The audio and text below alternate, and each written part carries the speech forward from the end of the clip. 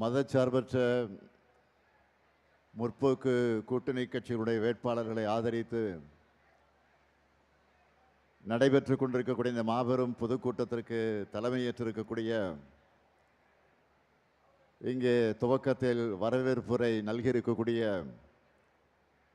ஈரோடு தெற்கு மாவட்ட கழகத்தினுடைய செயலாளர் மாண்புமிகு அமைச்சர் முத்துசாமி அவர்களே, இந்த நிகழ்ச்சிகளை கலந்து கொண்டு சிறப்பித்துக் கொண்டிருக்கக்கூடிய இந்திய கம்யூனிஸ்ட் கட்சியினுடைய முன்னாள் மாநில செயலாளரும் அந்த இயக்கத்தினுடைய முன்னோடிகளில் ஒருவராக விளங்கி கொண்டிருக்கக்கூடிய என்னுடைய பெருமதிப்பிற்குரிய தோழர் முத்தரசன் அவர்களே, கழகத்தினுடைய துணை பொதுச் செயலாளர் திரு அந்தியூர் செல்வராஜ் அவர்களே, துணை பொதுச் செயலாளர் மாண்புமிகு அமைச்சர் மு.பே. சாமிநாதன் அவர்களே, ஈரோடு மாவட்ட கழகத்தினுடைய செயலாளர்கள் தோப்பு வெங்கடாசலம் அவர்களே, நல்ல சிவம் அவர்களே, கரூர் மாவட்ட கழகத்துடைய செயலாளர் இந்த மண்டலத்தினுடைய பொறுப்பாளர் அருமை சகோதரர் செந்தில் பாலாஜி அவர்களே, நாடாளுமன்ற உறுப்பினர் பிரகாஷ் அவர்களே, புதிய திராவிட கழகத்தினுடைய தலைவர் அருமை நண்பர் ராஜ்குமார் அவர்களே, வருகை தந்திருக்கக்கூடிய நம்முடைய தோழமை கட்சிகளை சார்ந்த தலைவர்களே, மாவட்ட கழகத்தினுடைய செயலாளர்களே, மாவட்ட பொறுப்பாளர்களே, தலைமை கழகத்தினுடைய நிர்வாகிகளை, ஈரோடு மாவட்ட கழகத்தினுடைய நிர்வாகிகளை, பத்திரிகை மற்றும் ஊடகத்துறை சார்ந்த நண்பர்களை, வணக்கத்திற்குரிய வாக்காளர் பெருமக்களை, பெரியோர்களை, தாய்மார்களை, என் உயிரோடு கலந்திருக்கக்கூடிய தலைவர் கலைஞர் அவர்களின் உயிரினும் உயிரான அன்பு உடன்பிறப்புக்களை, உங்கள் அனைவருக்கும் என்னுடைய அன்பான வணக்கம். பகுத்தறிவு பகலவன் தந்தை பெரியார் பிறந்த மண்ணில் நின்று தமிழ்நாட்டுக்கு புதிய விடுதலை தந்திருக்கக்கூடிய திராவிட முன்னேற்ற கழகத்தின் தலைமையிலான மதச்சார்பற்ற முற்போக்கு கூட்டணிக்கு ஆதரவு கேட்டு நான் இங்கு வந்திருக்கிறேன். இது பெரியார் பிறந்த ஊர் மட்டுமல்ல, பேரறிஞர் அண்ணாவும் முத்தமிழறிஞர் கலைஞரும் வாழ்ந்து வளர்ந்த ஊர் இந்த ஈரோடு.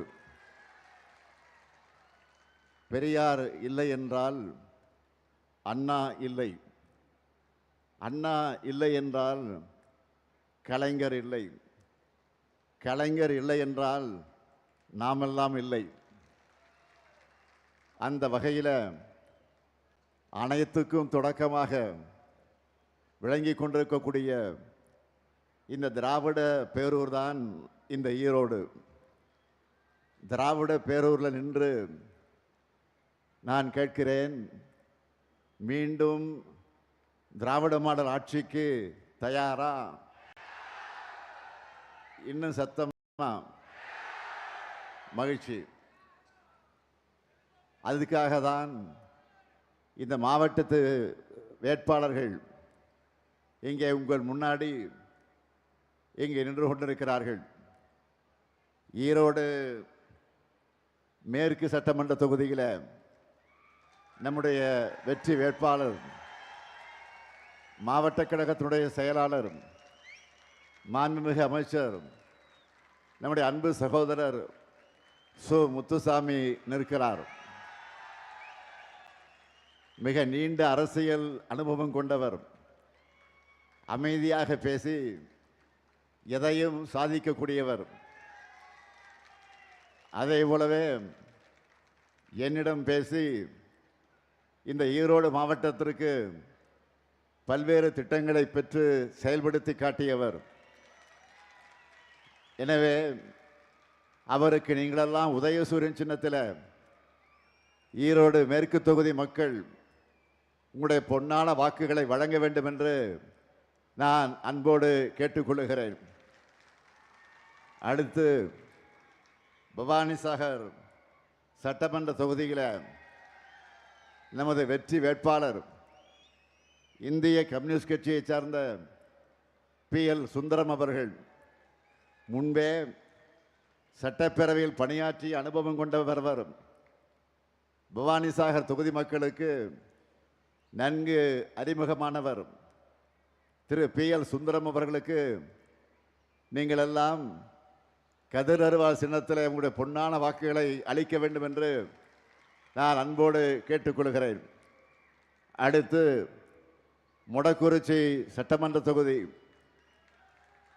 நமது வெல்லும் வேட்பாளர் மறுமலர்ச்சி திராவிட முன்னேற்றக் கழகத்தை சார்ந்த செந்தில்நாதன் அவர்கள் பொறியியல் பட்டதாரியான இவர் மக்கள் பணிகளை செய்ய களம் காண்கிறார். கூட்டணி கட்சி வேட்பாளராக இருந்தாலும் நம்முடைய வெற்றி சின்னத்தில் இருக்கும் அவருக்கு கழகத்தின் சார்பில் இருக்கக்கூடிய நண்பர்கள் கடுமையாக களப்பணி ஆற்றணும். திரு செந்தில்நாதன் அவர்களுக்கு முடக்குறிச்சி மக்கள் உதயசூரியன் சின்னத்தில் உங்களுடைய பொன்னான வாக்குகள் அளிக்க வேண்டும் என்று நான் கேட்டுக்கொள்கிறேன். அடுத்து பெருந்துறை சட்டமன்ற தொகுதி நமது வெல்லும் வேட்பாளர் மாவட்ட பொறுப்பாளர் தோப்பு வெங்கடாசலம் அவர்கள். இவரது பெயரையே பெருந்துறை வெங்கடாசலம் என்று சொல்லும் அளவுக்கு தொகுதி மக்களோட இரண்டரை கலந்தவர் அவர். பெருந்துறை தொகுதி மக்கள் தோப்பு வெங்கடாசலம் அவர்களுக்கு உதயசூரியன் சின்னத்தில் உங்களுடைய வாக்குகளை அளித்து வெற்றி பெற வைக்க வேண்டும் என்று நான் கேட்டுக்கொள்கிறேன். அடுத்து அந்தியூர் சட்டமன்ற தொகுதி நமது வெல்லும் வேட்பாளர் எம் சிவபாலன் அவர்கள் ஒன்றிய கழக செயலாளராக சிறப்பாக செயல்படக்கூடிய ஒரு நல்ல இளைஞர். அந்தியூர் தொகுதி மக்களுக்காக பணியாற்ற உங்களிடம் இருக்கிறார். சிவபாலன் அவர்களுக்கு நீங்கள் எல்லாம் உதயசூரியன் சின்னத்தில் உங்களுடைய பொன்னான வாக்குகள் அளித்து வெற்றி பெற வைக்க வேண்டும் என்று அன்போடு கேட்டுக்கொள்கிறேன். அடுத்து கோபிச்செட்டிப்பாளையம் சட்டமன்ற தொகுதி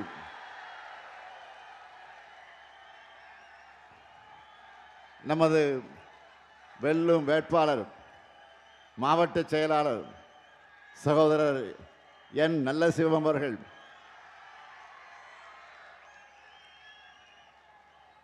நான் இளைஞரணியின் செயலாளராக பொறுப்பேற்று பணியாற்றிய நேரத்தில் இளைஞரணியிலிருந்து கழக பணியை தொடங்கி இன்றைக்கு மாவட்ட செயலாளராக அவர் உயர்ந்திருக்கிறார். தொகுதி மக்களுக்கு நன்றாக பணி செய்ய நல்ல சிவன் நிற்கிறார். அவருக்கு கோபிச்செட்டிப்பாளையத்தினுடைய மக்கள் உதயசூரியன் சின்னத்தில் ஆதரித்து அவரை பெருவாரியான வாக்கு வித்தியாசத்தில் வெற்றி பெற வைக்க வேண்டும். அடுத்து பவானி சட்டமன்ற தொகுதி நமது வெல்லும் வேட்பாளராக KA சந்திரசேகர் அவர்கள் ஒன்றிய செயலாளராக இருந்து கழகத்தை வளர்ப்பவர். இப்போது பவானி தொகுதியை வளர்க்க உங்கள் ஆதரவை கோரி நிற்கிறார். அவரையும் நீங்கள் உதயசூரியன் சின்னத்தில் ஆதரித்து வெற்றி பெற வைக்க வேண்டும் என்று நான் அன்போடு கேட்டுக்கொள்கிறேன். அடுத்து ஈரோடு கிழக்கு சட்டமன்ற தொகுதி மூத்த தலைவர் மறைந்த அண்ணன் EVKS இளங்கோவன் அவர்களும் அவருடைய அன்பு மகன் தமிழ் மகன் ஈவேராவும் நின்று வென்ற தொகுதி. விரைவில் நம்முடைய அருமை சகோதரர் ராகுல் காந்தி அவர்கள் வேட்பாளர் பெயரை அறிவிக்க இருக்கிறார். காங்கிரஸ் கட்சியை சார்ந்த அந்த வேட்பாளருக்கு கை சின்னத்தில் உங்களின் பொன்னான வாக்குகளை அளிக்க வேண்டும் என்று நான் அன்போடு கேட்டுக்கொள்கிறேன். சாமிநாதன் நிற்கிறாரா? இருக்க முடியும் காங்கேயம். அதே போல நம்முடைய அமைச்சராக இருக்கக்கூடிய சாமிநாதன் அவர்கள் காங்கேயம் தொகுதியிலே உதயசூரியன் சின்னத்தில் இருக்கிறார். அவருக்கு நீங்கள் ஆதரவு தர வேண்டும் என்று நான் கேட்டுக் கொடுக்கிறேன். இந்த மாவட்டத்தில் இருக்கக்கூடிய 9 வேட்பாளர்கள் அவர்கள் நீங்கள் சட்டமன்றத்திற்கு அனுப்ப தயாராகிவிட்டீர்களா? சத்தமா? நன்றி. உங்களால் உருவாக்கப்பட்ட முத்துவேல் கருணாநிதி ஸ்டாலின் அன்போடும் உரிமையோடும் உங்களிடத்தில் கேட்டுக்கொள்கிறேன். வெற்றி உறுதியா? வெற்றி உறுதியா? இன்னும் சத்தமா? வெற்றி உறுதி. வேட்பாளர்கள் உட்காரலாம். நம்மோட கடந்த 5 வருஷமா நான் நடத்திய ஆட்சியை நீங்கள் எல்லாம் நன்றாக கவனித்திருப்பீர்கள். திராவிட மாடல் என்று சொன்னோம். அது டெவலப்மெண்ட் மாடல். அதுவும் வளர்ச்சி என்பது அனைத்து துறை வளர்ச்சியா, அனைத்து தரப்பு மக்களுக்கான வளர்ச்சியா, அனைத்து மாவட்டங்களுக்கான வளர்ச்சியா இருக்க வேண்டும் என்று திட்டமிட்டு ஒவ்வொரு திட்டத்தையும் நாங்கள் செயல்படுத்திக்கிட்டு இருக்கிறோம். அந்த வகையில் நம்ம ஈரோடு மாவட்டத்திற்கு செய்யப்பட்டிருக்கக்கூடிய திட்டங்களில் சிலவற்றை மட்டும்தான் வெறும் தலைப்புச் செய்திகளாக உங்களுக்கு நான் நினைவுபடுத்த விரும்புகிறேன். அதிமுக ஆட்சியில் விவசாயிகளுடைய பல்வேறு போராட்டங்களால் கொண்டு வந்த மேற்கு மண்டல மக்களுடைய கனவு திட்டமான அத்திக்கிழவு அவிநாசி திட்டம், அதை முழுமையாக நிறைவேற்றி காட்டிய ஆட்சி தான் நம்முடைய திராவிட மாடல் ஆட்சி. ஆட்சிக்கு வந்த அடுத்த ஆண்டு ஈரோட்டில் மஞ்சள் ஆராய்ச்சி மையத்தை திறந்து வச்சேன். ஈரோடு மக்களுடைய 20 ஆண்டு கால கோரிக்கையை நிறைவேற்ற சிக்கைய நாயக்கர் தனியார் கல்லூரியை அரசு கல்லூரியாக மாற்றி இன்றைக்கு இருக்கிறோம். ஈரோடு மாநகராட்சி பேருந்து நிலையம், அதேபோல் பவானி சாகர் மற்ற அந்தியூர் பகுதியில் அணை கட்டுறதுக்காக நிலம் கொடுத்தவங்களுடைய என்ஜிஓ நிலங்களை நிபந்தனை பட்டாக்களை அயன் பட்டாக்களாக மாற்றி நீண்ட நாள் கோரிக்கையை நிறைவேற்றி தந்தவர்கள் தான் திராவிட மாடல் ஆட்சி. நாட்டுக்காகவும் நாட்டு மக்களுக்காகவும் உழைச்ச தலைவர்களை போற்றி நினைவு சின்னங்கள் அமைச்ச அந்த மரியாதையை செலுத்துறதுல திமுக அரசுக்கு இணையா எந்த அரசையும் நான் சொல்ல முடியாது. அதற்கு எடுத்துக்காட்டுத்தான் ஜெயராமபுரத்தில் விடுதலை போராட்ட வீரர் பொல்லான் அவர்களுக்கு முழு உருவச்சிலையோடு அரங்கம் கட்டியிருக்கிறோம். அதேபோல் அரச்சலூர் ஓடா நிலையில் விடுதலை போராட்ட மாவீரர் தீரன் சின்னமலை அவர்களுக்கு குதிரை மேல் அமர்ந்துள்ள வெண்கல சிலையை அமைச்சிருக்கிறோம். முழுக்கந்துறையில் உத்தம தியாகி ஐயா MA ஈஸ்வரன் அவர்களுக்கு முழு உருவ சிலையோடு அரங்கத்தை திறந்து வைத்திருக்கிறோம். சித்தோடு ஆவின் வளாகத்தில் பால் வளர்த்த தந்தையாக விளங்கிய SK பரமசிவம் அவர்களுக்கு முழு உருவச் சிலையை திறந்து வச்சிருக்கிறோம். அட்டவணை பிடாரியூரில் விடுதலை போராட்ட வீரர் குடிகாத்த குமரன் அவர்களுக்கு முழு உருவச் சிலையோட அரங்கம் அமைச்சு அதை கட்டி வைத்திருக்கிறோம். அந்தியூரில் அரசு கலை மற்றும் அறிவியல் கல்லூரியை தொடங்கி இருக்கிறோம். தாளவாடியில் அரசு மற்றும் கலை மற்றும் கல்லூரியை தொடங்கி இருக்கிறோம்.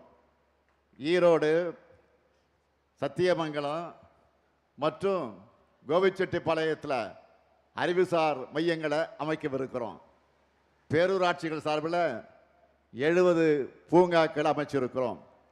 ஈரோட்டில் மாவட்ட ஆட்சியர் அலுவலகம் கூடுதல் கட்டடம், அரசு மருத்துவமனை கட்டடம், மத்திய பேருந்து நிலையத்தில் வணிக வளாகம், தனி மார்க்கெட், காளை மாடு சில வணிக வளாகம், கால்நடை மருத்துவமனை, வஉசி பூங்கா மைதானத்தில் செயற்கை இழை ஓடுதளம், அரசினர் பொறியியல் கல்லூரியில் உள் விளையாட்டு அரங்கம், சித்தோடு ஒழுங்குமுறை விற்பனை கூடம், முடக்குறிச்சி கூட்டு குடிநீர் திட்டம், பெருந்துறை கூட்டு குடிநீர் திட்டம், சென்னிமலை கூட்டு குடிநீர் திட்டம், சென்னிமலை சுப்பிரமணிய சுவாமி திருக்கோயில் மலைப்பாதை தார் சாலையாக ஆக்கியிருக்கிறோம்.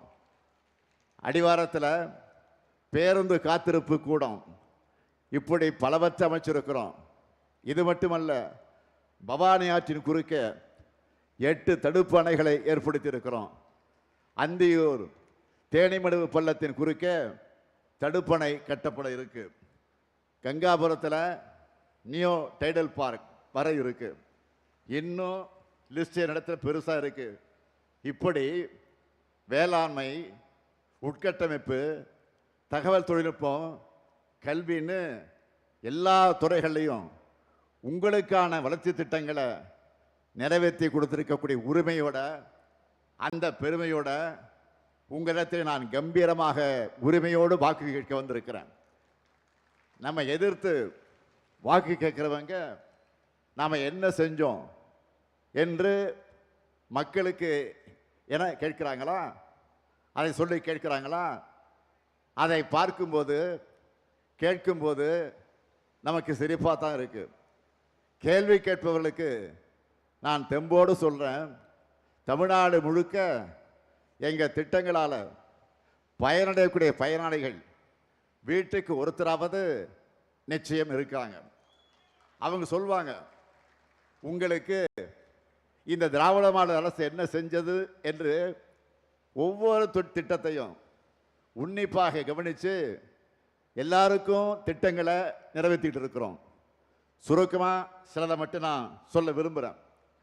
1,31,00,000 மகளிருக்கு மாதந்தோறும் 1000 ரூபாய் உரிமை தொகை.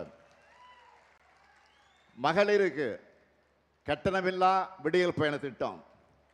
கல்லூரி மாணவியருக்கு மாதந்தோறும் 1000 ரூபாய் வழங்கக்கூடிய புதுமை பெண் திட்டம். அதேபோல் மாணவர்களுக்கு தமிழ் புதல்வன் திட்டம். மகளிர் பாதுகாப்பாக தங்குவதற்கு தோழி விடுதிகள். மகளிர் சுய உதவி குழுக்களுக்கு வரலாற்றிலே இல்லாத அளவுக்கு சுழல் நிதி. தாய் சேய் நல பரிசு பெட்டக திட்டம். கர்ப்பிணி பெண்களுக்கான தடுப்பூசி திட்டம். பிற்படுத்தப்பட்டோர் மற்ற சிறுபான்மையின பெண்களுக்கான நுண்கடன் திட்டம். ஆதி திராவிடர் மற்ற பழங்குடியின பெண்களுக்கான தொழில் முனைவர் திட்டம். மலைவாழ் மக்களுக்கான மருத்துவ சேவை திட்டம். கை குழந்தைகள் மற்ற இளங்குழந்தைகளுக்கான ஊட்டச்சத்து திட்டம்னு இந்த திட்டங்களை பற்றி நான் நாள் முழுக்க இங்கே சொல்லிக் கொண்டிருக்க முடியும். அதனால்தான் நான் போகிற இடத்துலெல்லாம் தாய்மார்கள், சகோதரிகள், மாணவிகள், இளைஞர்கள்னு எல்லாரும் கூடி அளவில்லா அன்போடு வரவேற்கிறாங்க. குடும்பத்தில் ஒருத்தராக நினைச்சு பாசத்தை பொழிகிறாங்க. மகளிர் சிறந்து விளங்கினா அவங்களுடைய குடும்பம் மட்டுமல்ல, ஒட்டுமொத்த சமூகமும் சிறந்து விளங்கும் என மகளிருடைய உயர்வுக்கு, பொருளாதார சுதந்திரத்துக்கும் நாம் எடுத்திருக்கக்கூடிய முன்னெடுப்புகள் பல மாநிலங்களுக்கு வழிகாட்டியாக இருக்க போகுது. உரிமை தொகை, விடியல் பயணம், புதுமை பெண், தோழி விடுதி மட்டுமல்ல, பெண்கள் பேரில் பதியப்படுகிற ரெஜிஸ்டர் பண்ணக்கூடிய சொத்துக்களுக்காக பதிவு கட்டணத்தில் 1 விழுக்காடு குறைச்சிருக்கிறோம்.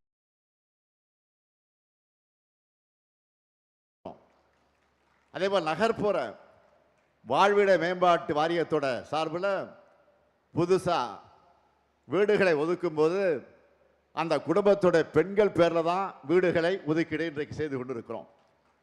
அதேபோல் குழந்தை திருமணம், குழந்தை பாலியல் வன்கொடுமை, குடும்ப வன்முறை உள்ளிட்ட பிரச்சனைகளுக்கு தீர்வு காண பாலின வள மையங்களை உருவாக்கி இருக்கிறோம்.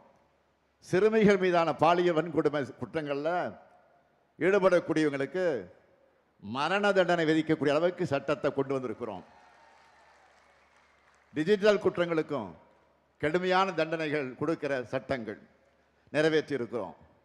ஒரு குற்றம் நடந்தால் எவ்வளவு துரிதமாக நடவடிக்கை எடுத்து குற்றவாளியை தண்டிக்கிறோம் என்பதனால காரணத்தினால்தான் ஒரு அரசுடைய செயல்பாடு மதிக்கப்படும். அப்படி பார்த்தா 86 விழுக்காட்டுக்கு மேலான வழக்குகளில் 60 நாட்களுக்குள்ள குற்றப்பத்திரிகை தாக்கல் செய்யப்பட்டது இந்த திராவிட மாடல் ஆட்சியிலே தான். இந்தியாவிலேயே பெண்கள் அதிகமாக வேலைக்கு போகிறது நம்முடைய தமிழ்நாட்டில் தான். இந்த சட்டம் ஒழுங்கா சரியாக இருக்கு, பெண்கள் பாதுகாப்பாக இருக்கிறாங்க, அதனால தைரியமாக வேலைக்கு போகிறாங்க. ஏராளமான தொழிற்சாலைகளும் தமிழ்நாட்டை நோக்கி வந்து கொண்டிருக்கிறாங்க. தமிழ்நாட்டுடைய இந்த வளர்ச்சி பாஜகவோட கிளை செயலாளராக இருக்கக்கூடிய பழனிசாமி அவர்களுக்கு எரிச்சல் தருது, வயிறு எரியுது. அவருடைய என்ன ஓட்டம் என்ன தெரியுமா? என்னடா கால்களெல்லாம் தவழ்ந்து போய் கால்களெல்லாம் வாரிவிட்டு ஆட்சிக்கு வந்தோம், இந்த திமுகவும் ஸ்டாலினும் ஒரு தேர்தலில் கூட ஜெயிக்க விட மாட்டேங்கிறாங்க என்ற பொறாமையில் அந்த பொய்யையும் பொருளையும் பரப்புகிறார். பெண்கள் பாதுகாப்பை பற்றி பேசுவதற்கு பழனிசாமிக்கு அருகதை இருக்கா? திமுகவோட பொல்லாத ஆட்சிக்கு இன்றைக்கு எத்தனையோ உதாரணங்கள் இன்றைக்கு சொல்லிக்கிட்டு இருக்கிறாங்க. ஆனால் அதிமுக பொல்லாத ஆட்சிக்கு பொள்ளாட்சியே சாட்சின்னு ஒட்டுமொத்த தமிழ்நாடும் சொல்லிச்ச. அண்ணா அடிக்காதீங்க அண்ணா, வலிக்குதுன்னு அப்பாவி பெண்கள் கண்ணீரோடு கதறினாங்களே, இப்பவும் நம்முடைய காதுகளில் அது ஒலிச்சுக்கிட்டு இருக்கு. அந்த கதறல் கூட பழனிசாமியோட மனசாட்சியை உழுக்கலையா? பொள்ளாச்சி வழக்கில் எப்படிப்பட்ட நாடகங்களை எல்லாம் நடத்தினார் பழனிசாமி. முதல்ல வழக்கு போடாமல் இழுத்தடித்தார், பிறகு சம்பந்தப்பட்ட குற்றவாளிகளை தப்பிக்க விட்டார், பாதிக்கப்பட்ட பெண்களுடைய பெயர்களை பொதுவெளியிலே சொல்லி மிரட்டல் விடுத்தாங்க. ஆனால் அந்த வழக்கையும் முறையாக நடத்தி குற்றவாளிகளுக்கு ஆயுள் தண்டனை வாங்கி தந்து 85 லட்சம் ரூபாய் இழப்பீட்டையும் இன்றைக்கு வாங்கி தந்த ஆட்சி தான் திராவிட மாடல் ஆட்சி. பொள்ளாச்சி வழக்கு மட்டுமா? ஒரு பெண் எஸ்பிக்கு பாலியல் தொல்லை யார் கொடுத்தார்? டிஜிபிஏ கொடுத்திருக்கிறார். அதை பாதுகாத்தது யார்?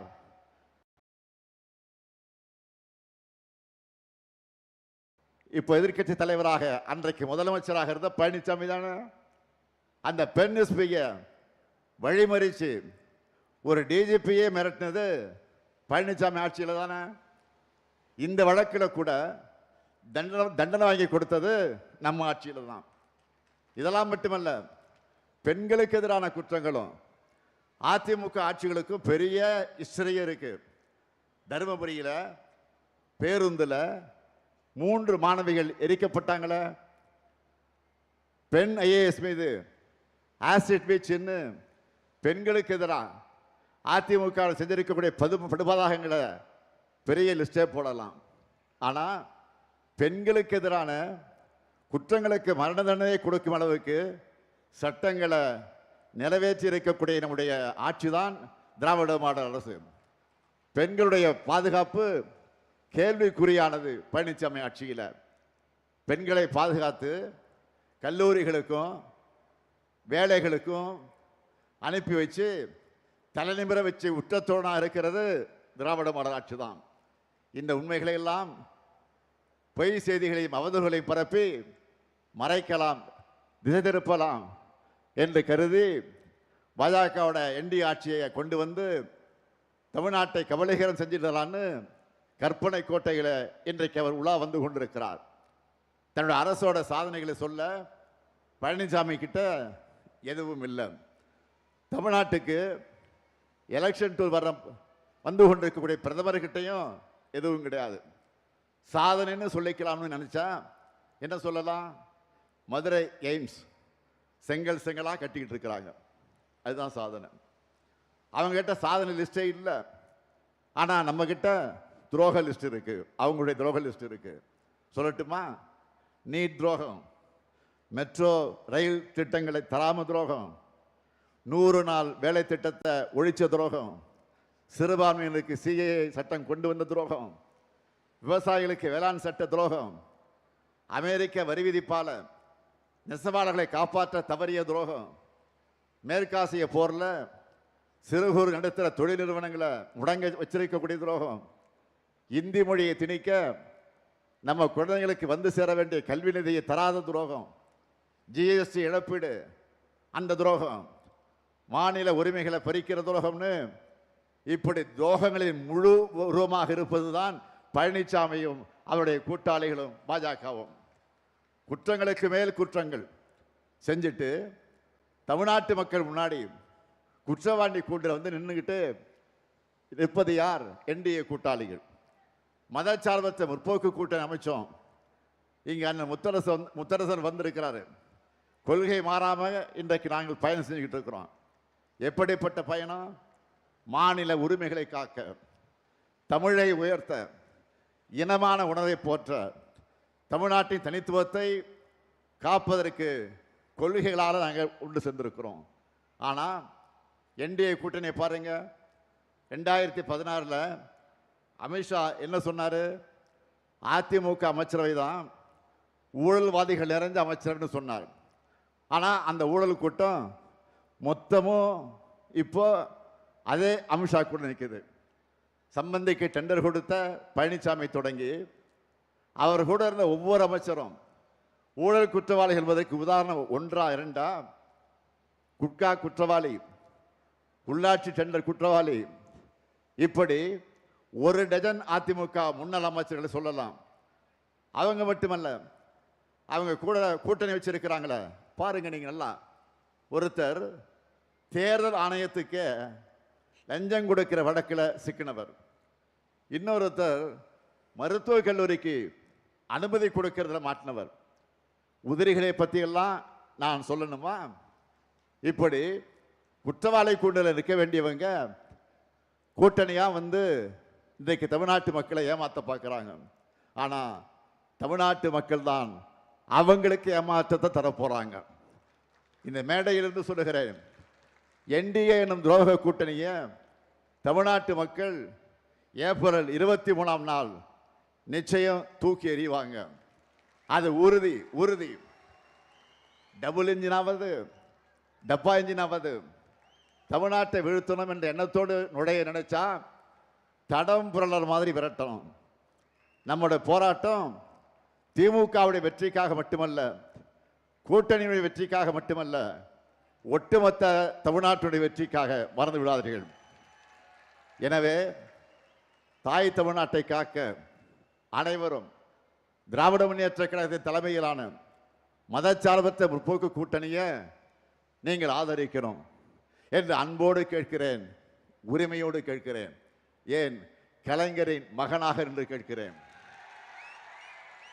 ஈரோடு மேற்கு சட்டமன்ற தொகுதியில் நம்முடைய முத்துசாமி அவர்களுக்கு உதயசூரியன் சின்னத்திலும், அதேபோல் பவானிசாகர் சட்டமன்ற தொகுதியில் இந்திய கம்யூனிஸ்ட் கட்சியை சார்ந்த PL சுந்தரம் அவர்களுக்கு கதிர் அறுவாள் சின்னத்திலையும், முடக்குறிச்சி சட்டமன்ற தொகுதியில் மதிமுகவை சார்ந்த செந்தில்நாதன் அவர்களுக்கு உதயசூரியன் சின்னத்திலையும், பெருந்துறை சட்டமன்ற தொகுதியில்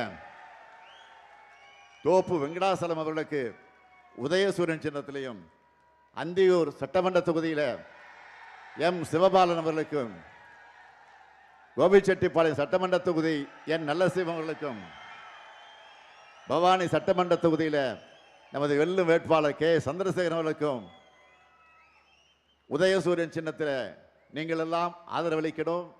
அதேபோல் காங்கேயம் தொகுதியில் வேட்பாளராக நிற்கக்கூடிய சாமிநாதன் அவர்களுக்கு உதயசூரியன் சின்னத்திலும், ஈரோடு கிழக்கு சட்டமன்ற தொகுதியில் இன்று இரவுக்குள் நம்முடைய ராகுல் காந்தி அவர்கள் காங்கிரஸ் கட்சியுடைய வேட்பாளர் அறிவிக்க இருக்கிறார். காங்கிரஸ் கட்சி சேர்ந்த அந்த வேட்பாளருக்கும் நீங்கள் கை சின்னத்தில் உங்களுடைய வாக்குகளை வழங்கி பெருவாரியான வாக்கு வித்தியாசத்தில் வெற்றி பெற வைக்க வேண்டும் என்று நான் கேட்டுக்கொள்கிறேன். தமிழ்நாட்டை தொடர்ந்து வளர்ச்சி பாதையில் நடைபோட நீங்கள் ஆதரவை தந்திட வேண்டும். அமையவுள்ள திராவிட மாடல் 2.0 ஆட்சியில் தன்னகரில்லா தமிழ்நாட்டை உருவாக்குவோம். உலகமே திரும்பி பார்க்கக்கூடிய அளவுக்கு உயர்த்துவோம். ஆதரிப்பீர்.